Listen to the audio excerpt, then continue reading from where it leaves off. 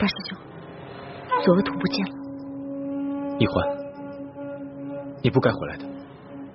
康熙已经布下天罗地网，我们逃不出去了。龙小弟，你真的要把我们全都杀了吗？太皇太后下了懿旨，要将你们这些反党一网打尽。好，我不求你放了我们，但我只有一个要求：杀了我，亲手杀了我。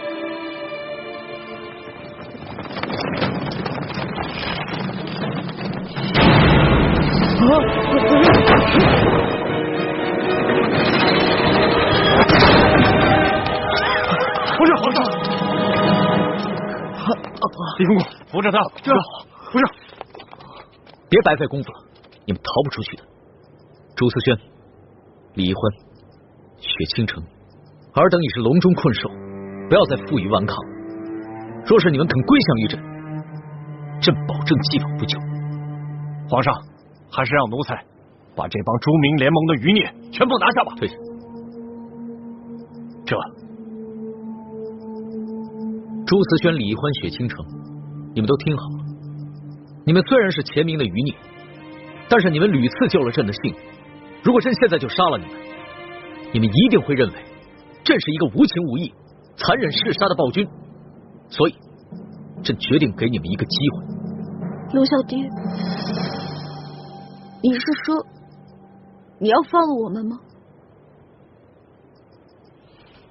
如果你们觉得朕是一个好皇帝，能够造福百姓，那朕希望你们可以留下来，辅佐朕，打造一个太平盛世。如果你们不愿意留下来，那朕也会放你们归去。玄烨，今日你假作大度的放了我们，不过是想兵不血刃的瓦解我们朱明联盟，然后再逐个剿灭我们。朱思轩，你不要曲解了朕的一番苦心。你若是执迷不悟的话，只怕是江山未复身先死。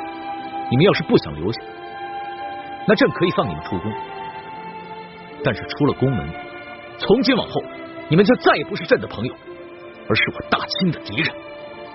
玄烨，今日你放我，总有一天你会后悔的。你不是说过吗？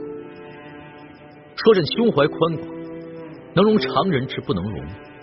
朕和你一样，恩怨分明，你们屡次救过朕的性命，朕受了你们的恩惠，放你们出宫，也算是还了这份情谊。